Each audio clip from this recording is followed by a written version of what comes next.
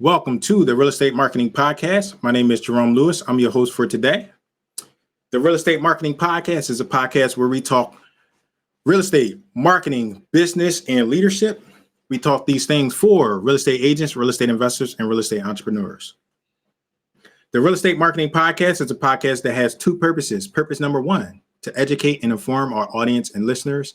Purpose number two, Jay Connor, to spotlight you, your business, your service, or your product in a way that provides value to you, including market exposure and content creation. With that, we have a very special guest. I'm excited, y'all. I don't get excited a lot, but I'm excited to have Jay here. Jay Connor. Jay Connor began investing in real estate in 2003.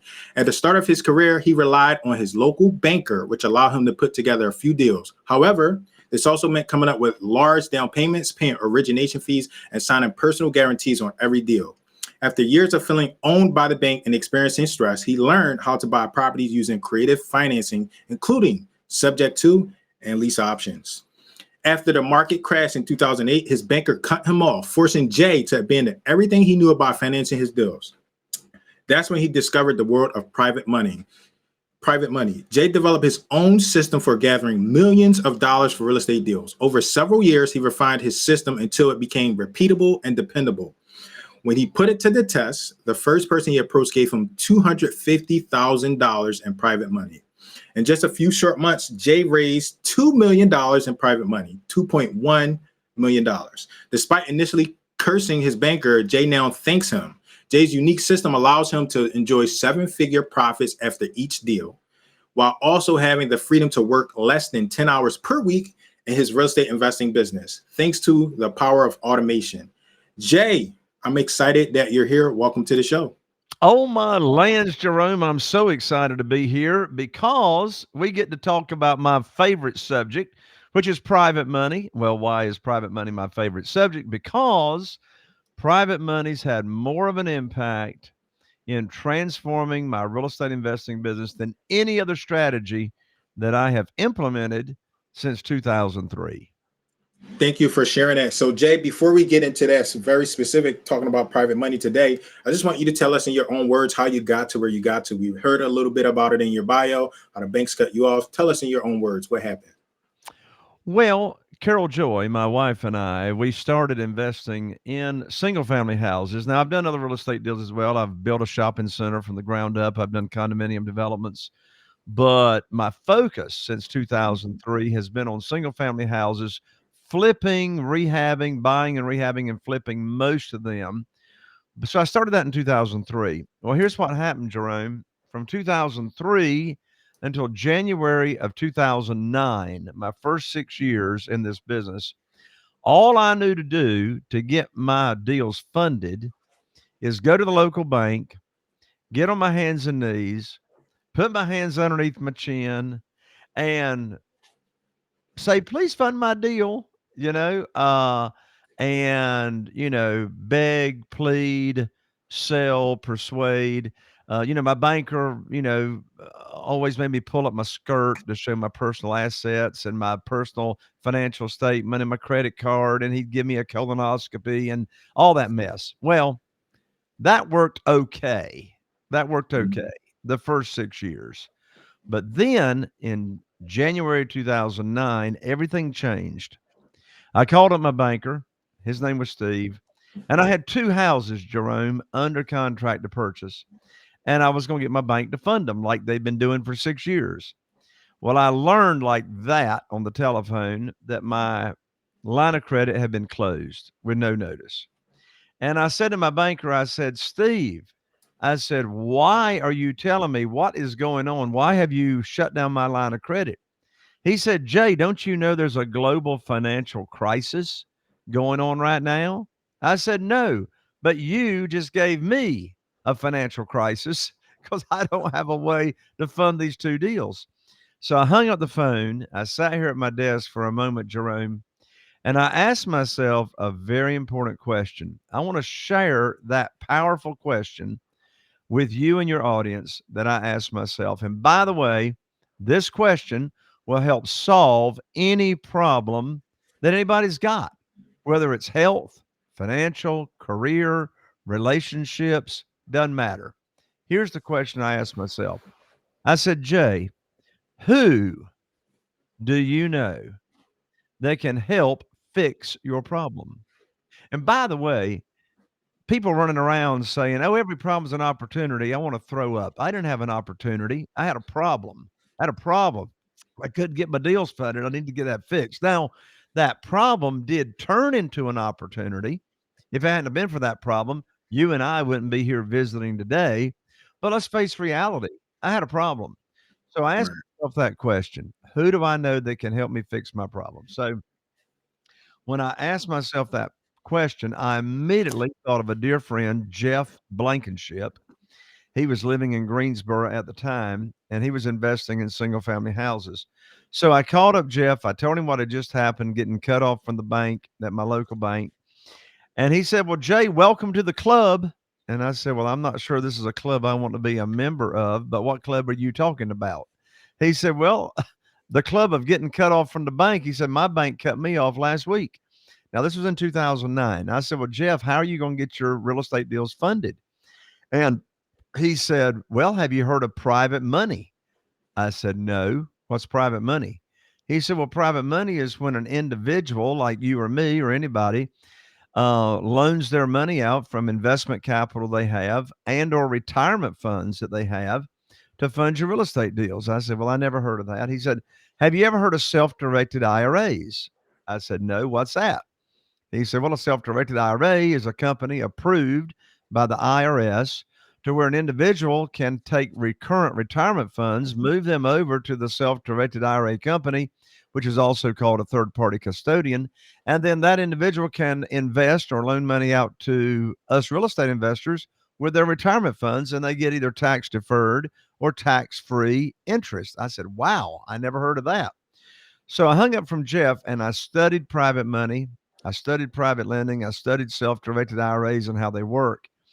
And I was able to raise over $2 million in less than 90 days. And so here are the steps that I went about doing it. People, Jerome, ask me all the time, "Jay, how do I get started raising private money?" Right? What's the first thing I do?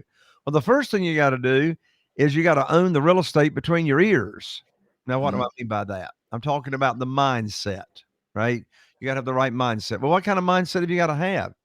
Well, the mindset that I took on, Jerome, was I took a 180-degree turnaround perspective from Mhm. borrowing money from banks. When you borrow money from the banks, they make the rules. When you borrow any kind of institutional money, and by the way, when I say private money, I'm not talking about hard money. I'm not talking about hard money lenders or brokers. I'm talking about doing business with individuals. I'm And glad you mentioned that. So, because that was the question I was going to ask you. I was going to ask you, what's the difference? I see people say private money, you see in Facebook groups, social media, and then you see these lenders jump out the woods and say, we got private money. So, I kind of wanted you to talk about the difference between private money, hard money, and some of the other stuff. So, I'm glad you mentioned that. sure. Yeah, well, hard money is typically a broker. It's institutional money, hard money lender. And by the way, some of my best friends are hard money lenders. I say establish as many relationships with as many people as you can when Mhm. it comes to funding. But typically, a hard money lender or broker is a middle person that has gone out, they've established a fund, and they've raised money from individuals, private lenders, right? Private investors that invest in their fund, and then they turn around and loan that out to us, the real estate entrepreneurs and investors, and they charge origination fees, et cetera. In this world of private money, there's no origination fees, there's no extension fees, and there's a lot of differences. With hard money, you got to bring money to the closing table. In this world of private money that I do, I never take any money to the closing table because I get 100% funding from my private lenders for the purchase of the houses, and I get 100% funding up front of the rehab. If there's renovations or rehab involved, I get all that money up front. So, what I had to get straight in my mind is who's doing the underwriting on these deals. Institutional money, the lender is doing the underwriting. In this world of private money, we are doing our own underwriting. So that's one of the first things I had to do. Get my mindset straight. I'm not going to be asking, begging, selling, or persuading. Instead of asking for a mortgage, I'm going to be offering a mortgage, offering an opportunity, right? That's the big distinction. And how do I do that? Well, the first thing I did when I went around raising money is I put on my teacher hat. I put on my teacher hat, and my teacher hat says private money teacher. Sometimes new real estate investors wanting to raise capital will say, I have a fear of rejection. Well, let me ask you a question. How can you fear rejection when you're not asking anybody for anything? You can't be rejected if you're not asking anybody for anything. So what do? We teach the program. So that's the next thing I had to put in place was my program. What is it that I'm going to teach? What am I going to teach other people? What am I going to expose them to? So obviously, I'm going to teach them what private money and private lending is. But then what's the program? So I'm going to teach them the same program no matter what the deal is. What's the interest rate I'm going to pay? I've been paying 8% ever since 2009. I haven't changed it. What's the interest rate I'm going to teach them and offer them? I'm going to teach them how they can get their money back in case of an emergency prior to the note coming due. I'm going to teach them what's the maximum loan to value, which is 75% of the after repaired value. I didn't say 75% of purchase price, 75% of the after repaired value. So I teach them. And then how do I get my deals funded without asking for money? So here's the secret sauce, Jerome. I separate the conversations between teaching what the program is and then having a deal for them to fund. So, Jerome, let's say you're one of my new private lenders, and let's say you've got $150,000 you want to invest, and let's say it's retirement funds. So, let's say I've introduced you to a self-directed IRA company, and you have now moved those retirement funds over to the self-directed IRA company because you're not happy with where you've got your retirement funds. Maybe they're in a previous employer 401k, maybe they are in a Charles Schwab mutual fund, etc. So you've moved them over at my recommendation, and I told you I'm going to put your money to work for you just as soon as possible. So here we are separating the conversations between teaching what the program is and then having a deal for you to fund. So once you've told me what you got your money ready to go, then the next conversation, Jerome, is called the good news phone call. The good news phone call. So I'm going to share with you and your listeners right now the exact script of the good news phone call. And here it is. So I call you up, Jerome. You're one of my new private lenders. We have a little chit chat. And then I say, Jerome, I've got great news for you. I can now put your money to work. I've got a house under contract to purchase in Newport with an after repaired value of $200,000. Now the funding required for the deal is $150,000. I know that matches up to what you've got. Closing is going to be next Wednesday, so I'll need for you to wire your funds to my real estate attorney's trust account by next Tuesday. I'm going to have my real estate attorney email you the wiring instructions. That's the end of the conversation. The most stupid thing I could do, Jerome, is ask you, do you want to fund the deal? Of course you want to fund the deal for a couple of reasons. Number one, I'm not going to bring you a deal to fund unless it matches the criteria of the program that I already taught you, right?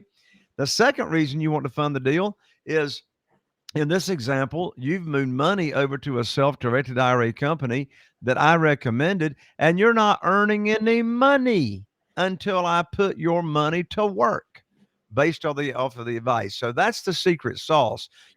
Jerome, desperation has got a smell to it. Desperation's got a smell to it. I mean, if you're desperate, the worst time to be raising money is when you need it for a deal, right? And a potential lender, if you're desperate, if you're anxious, they're gonna smell that. They're gonna sense it, and they're not gonna do business with you. But when you're leading with a servant's heart, explaining to someone this opportunity without a deal attached to that initial conversation, they're going to be much more open to listening to that. Thank you for sharing that. You mentioned that desperation thing. I have a group of real estate agents, and we do like some role plays, and we got like a team group. And one of the things I always try to communicate and make sure we understand is confidence. It comes through. Emotions are contagious. So what you're saying about that desperation, people can sense that stuff, and they might not tell you, but they'll react appropriately. This guy seems desperate, like he wants my money, so I'm going to back down. So I appreciate you sharing that. Exactly. And sometimes They don't even know why they're not comfortable, Hmm. but they're sensing you're uncomfortable. Therefore, that's making them feel uncomfortable and they're not going to do business. I mean, unless you have, as you just said, Jerome, unless you've got confidence in yourself, unless you trust yourself, who else is going to instill confidence and trust in you? They're not, unless you are doing that to begin with, as you just said. Absolutely. Jay, you mentioned a lot of reasons. I would love for you to bullet point us, give us your top 3 reasons on why you like to use private money. Like, if you had to Well, prioritize 1, 2, 3, what would they be? well, there's 20. I'll give you the top three. I'll give you Okay. three of them. One of the three is I get multiple checks. I pick up multiple checks with every private lender deal I do. I always get at least 2 checks. Sometimes I get more, but the 2 checks that you're going to get, of course, you're going to get a check when you buy. I mean, who wants to get paid to buy houses, right? So I always pick up a big check. I mean, yesterday, right next door is my real estate attorney's office. That's convenient, right? So Hmm. I walked next door. I picked up a $57,000 check yesterday for closing the deal, for buying the property, right? I hadn't cashed out yet. That's on buying. Well, how do I get a big check? Because I always borrow more than I need to buy it. Of course, that only works when you're buying at a discount, and typically the property is going to need some renovation. That's why you're able to buy at a discount. The other check that I'll pick up at least is when I cash out and sell. That's going to be the difference between what I sell it for and how much, I still owe the private lender. So multiple checks is one. Another big reason I love private money is because there's no limit to the number of private lenders I can have, and there's no limit to the amount of private money I can have available. I got $8.5 million right now in private money that we use from project to project to project. Well, when I was borrowing money from the bank, I had a limit of only $1 million from the bank. Well, that's going to run out pretty fast if you are scaling your business, right? So there's no limit. We're not regulated by the commissioner of banks because we're doing business as individuals, right? This is not institutional money, which is, of course, regulated by the commissioner of banks. So I get multiple checks. I get, there's no limit to the number of private lenders, no limit to the amount of private money I can get. A third reason is we, as the borrower, we get to make the rules, right? Traditionally, the lender makes the rules, right? I mean, the old saying is, he who has the money makes the rules. Not in this world. We're making the rules. I'm offering an opportunity. Here's the interest rate I'm paying. Here's the length of the note. Here is the frequency of payments. And the reason they love it, the reason the private lenders love this, by the way, I got 47 private lenders. Not one of them, Jerome, had ever heard of private money or private lending until I put on my teacher hat and taught them about it. There's a few of them that are accredited investors, but they don't even know it. They don't even know what an accredited investor is, right? So these are ordinary people that I just share this opportunity with. And the reason the lenders absolutely love this program is 3 big reasons. Number one, they make a lot more money than they can in a CD at the local bank. Secondly, their investment or their loan is safe and secure. We're not borrowing unsecured funds from them. We're securing it, collateralizing the note with a deed of trust. Most states call it a mortgage.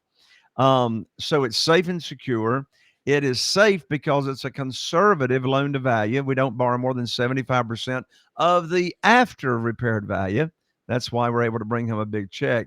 And the third reason private lenders love this program is because their investment and the value of their investment is not volatile.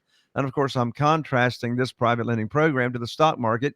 If they invest in the stock market, they already lost money because of fees and commissions. But in this program, there are no fees, there are no commissions. There's nothing that comes out of their investment, the principal loan amount, no fees, no commissions, and they know exactly what their rate of return is going to be. Very helpful. So I asked you to list out 3, and you said there's actually 20. How come you found out about the other 20 reasons on why. Well, the It's other 20 reasons are actually in my book, and I see my book is right right. behind you, Jerome, right That's there in right. your office. My book is Where to Get the Money Now. By the way, this is not an ebook. This is a book, right? It's a In print. physical You can book, get it off of Amazon for 20 bucks, but don't spend 20 bucks on Amazon. I'll actually autograph this book. I'll mail it to you. like you did Um, mine, right? yeah, just right. That's right. I'll Right. mail it to you. Express mail. Yep, there you go. Autograph it right there. Yeah. And and so the book is free, just covers shipping. And you can pick the book up at www.jayconner, JAYCONNER.com/book. So I'm a Connor with an ER, not an OR. So again, that's Jayconner, JAYCONNER.com/book. And I'll ship it right out to you. Thank you. And one of the things I really appreciate about what you do when you ship me mine is you include some extra things in there, which I'm not going to tell everybody what's in there, but you get some extra things outside of just the book. That's Correct? right. Yep, we got Excellent. in fact, I got 3 gifts. I got 3 gifts, that I included with the book, so we'll let the gifts be a surprise. We'll let those be a surprise. And before we jumped in to talk about what we were talking about today, you mentioned a private money challenge. Can you tell us about that? How we can learn more about that? Oh my lands, I'm so excited about that, Jerome. It's hot off the press. Yeah. So, privatemoneychallenge.com is the URL, and what this is a brand new series of videos, 7 videos that I recorded, and they're not long. They're only 15 to 20 minutes in length. And when you enroll in the Private Money Challenge, you'll immediately in your email inbox get the first video. And then the next 6 days at 9 a.m. Eastern Time, you'll get each subsequent video. This is a great foundational training on private money, how to find these private lenders, how to talk to them, what to say. I actually have in the training how I raised $969,000 at one private lender luncheon, how to have a successful private lender luncheon. So you can enroll in the Private Money Challenge at www.privatemoneychallenge.com. Again, that's privatemoneychallenge.com. You'll learn how to raise private money, and we're going to have a lot of fun. I'll be right there on the videos with you, engaging you, give you a little bit of homework. And I say, if you can't have fun, don't do it. Thank you for sharing that. So earlier you were talking about when and how you use private money. You hinted on some of the things, but I want to ask you directly, when should we use private money in real estate deals? Sure. So it's a really simple answer. You're going to use private money when the seller of the property requires all the cash. Now, I buy creatively, I buy subject to the existing note, I buy with seller financing, etc. But after reviewing thousands and thousands of property lead sheets, I've discovered that only 13% of for sale by owners off market, right, will sell creatively. So, what do the other 87% of sellers require? All the cash. So, you'll Mhm. use private money when you're buying from a for sale by owner if they require all the cash, which is in the majority of the circumstances. So, obviously, auctions are going to require all the cash, bank owned properties, short sales, all that. So, in reality, the majority of the deals that are done require all the cash. Okay. And what is everybody? I mentioned this earlier. I see it on mostly me. I'm on social media. I see people, oh, I need a private lender. So, what's the best way in your experience to find private lenders? Yeah. So there are 3 categories as to where private lenders are or who they are. Mm. The first set of private lenders are people that are in your own warm market, your own contacts. They're in your cell phone, social media. You go to church with them, you play golf with them. Who is it? Here's a great question to ask yourself. Who do you see every week? Where do you go? Right? That you see the same people every week. So that's your warm market. The second category is what I call your extended or your expanded warm market. So, how can you grow your network? Right? There's a direct correlation between your network and your net worth, right? So, how do you expand that very, very quickly? Because you're going to run out of your own contacts eventually. And so I teach that. By the way, that's in the book, How to Grow Your Network Very, Very Quickly. But one place you can go to grow it very quickly is Business Networking International, BNI. Even here in Morehead City, we got our own chapter of BNI. Business Networking International was founded by Ivan Meisner decades ago. And like our group here has got, 22, 23 people. And what do? We support each other and give each other leads. So when you join BNI, you got 20 or more people in your local chapter that are bringing you leads of potential private lenders that want to learn about your program. And then the third category of private lenders are existing private lenders. Those are individuals that are already loaning money out to real estate investors. However, let me tell you what's different about that group. You're not going to put on your teacher hat. You're not going to teach them what private money is because they already know what private money is. They're already loaning money out. So that's a negotiation conversation. I don't like negotiation conversations with potential private lenders. I want to teach them and teach them my program, right? But you can do business with them. Over 70% of account holders at self-directed IRA companies want to loan money out to real estate investors and be a passive investor by being a private lender. So you can go to networking events at self-directed IRA companies and you can network with other individuals that are looking to loan money out. But those are the three categories: your existing warm market, your expanded warm market, and existing private lenders. Thank you. And I've been to some of your events in the past where you have a program and you teach us this stuff. And one of the things you always offer, that tablet I'm talking about. Could you talk about that reaches out to the, what I'm talking about? What did you call it? The tablet. Oh, No, the yes, private the money tablet. tablet. So You don't know what I'm talking about? yes, I do know what you're talking about. So yes, Okay. I have the private money success system,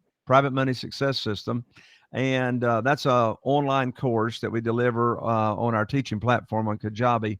And you can learn about the private money success system at jayconner.com, JAYCONNER.com. But what comes with the private money success system is a tablet which gives you access to existing private lenders in our private lender data feed. We update that every month. There's over 12,000 private lender closings in the nation every month. And you can go into the private lender data feed using that tablet, and you can search by zip code. You can type in your own zip code or any zip code in the nation and find the private lenders right there in your backyard.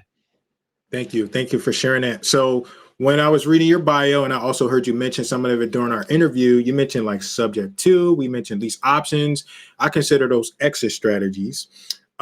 First, I want you to tell us what an exit strategy is, and then I want you to tell us your preferred exit strategy when it comes to real estate deals. Sure. So a exit strategy is, what are you going to do with the property, right? I Mhm. mean, when you buy it, what are you going to do?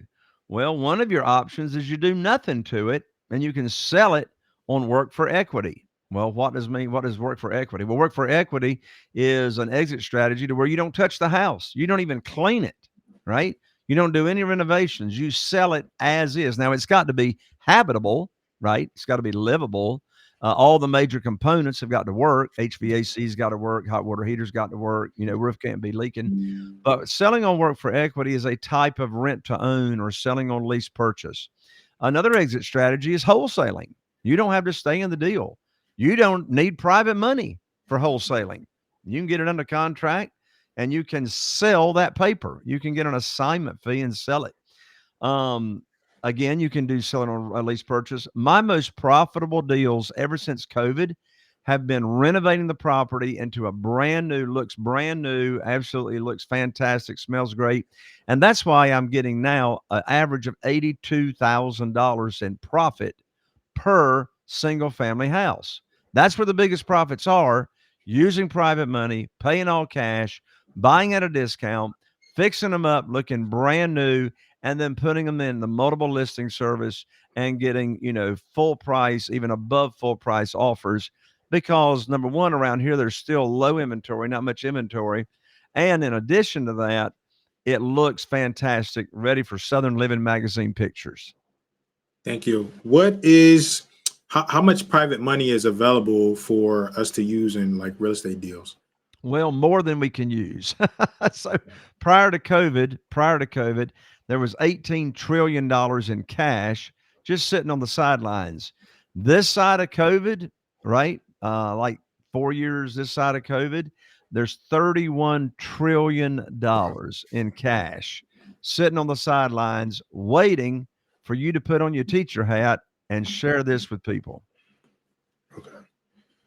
All right. And Jay, we're going to get us wrapped up. I would love for you, I've heard you tell some of these stories before. Share with us a more recent or one of your favorite case studies and one of your students, a mentee going out to raise some private money. Sure. Well, I'll share a recent story of a condominium, oceanfront condominium that I just bought a couple of months ago here in Atlantic Beach. The seller contacted us from a Google ad. They went on Google and searched for, sell my house fast or some phrase like that. And one of our Google vendors grabbed that, sent it to us as a lead. And the seller's name was Brian. Well, Brian had multiple motivations to sell this oceanfront condominium. He lived out of state, so he was an absentee owner. Number two, he inherited the property from his parents. Both of his parents were deceased. And third motivation, it was going to the foreclosure courthouse steps for sale in 3 weeks. So he contacted us. We talked to him, and I bought the condominium for $425,000. Oceanfront, fully furnished. The rehab was only $11,000. All it needed was interior paint and a little bit of sheetrock repair. That was it. Anyway, I put it in the multiple listing service 3 weeks after I bought it and sold it for $618,000, almost a $200,000 swing. So after realtor fees, I paid my realtor $30,000, 5%. So after realtor fees, a little bit of carrying costs, I netted net $160,000 just on that one oceanfront condominium. Now, the moral of the story is unless I had private money ready to go, I would have missed out on the deal. If I was relying on institutional lenders, hard money lenders, or the local bank, there's no way I could have closed in 5 days. I bought that condominium in 5 days. So that's another big benefit of having private money available, is being able to close fast. Thank you for sharing that. So once again, can you tell us how we can get a copy of your book signed, the one you sent, the special book? Tell us how we can get that, please. Absolutely. So it's Where to Get the Money Now, and go to www.jayconner.com/book. I'll autograph it. I'll 3-day express it to you, and it'll get you on the fast track to private money. Okay. Thank you. And tell us about the challenge. Yes. So the challenge is the 7-day private money challenge. You can enroll in that at www.privatemoneychallenge.com. Privatemoneychallenge.com. And if you're listening to this podcast, of course, you love podcasts or you wouldn't be listening. So come check out my podcast. I'm now in my 8th year, got over 800 episodes. And shockingly, the name of my podcast is Raising Private Money with Jay Conner. So just go to your favorite podcast platform, just search Raising Private Money. I'm always interviewing other people that have raised private money for real estate, and I interview them, and we learn their strategies and their tips on how they have gone about raising private money. I do 2 episodes a week. They're released early Monday morning and Thursday mornings, Raising Private Money. Thank you for sharing that. That leads me to the question I forgot to ask a little bit earlier. How can someone add immediate value to you or your business, Jay? A really good example that ties into what we just said. It could be, hey, go just listen to my last podcast episode. Go leave me a rating on the podcast. Go follow me on social media. Any of those things, something like that comes to your mind. How can someone add immediate value to you personally or your business? Well, I tell you, if anyone who is listening to this podcast has raised private money and you'd like for me to help you raise more private money, you can come be a guest on my podcast and I'll interview you and you can share how you've raised private money. And you can go get yourself scheduled at jconnor.com/guest, and I'll interview you on my podcast. That includes you, Jerome, as well. Excellent. I will do that. The next question is very similar. How can someone add long-term value to you or your business? Yes, well, long-term value, definitely come over and check out my podcast. I really appreciate 5-star ratings, and leave a short review as to how you enjoyed the podcast. That way I'm able to continue to have amazing guests on my show. Excellent. Jay, this has been excellent. I appreciate your time here today. If you could close us down with one word, no explanation, what word would that be? Action. Action.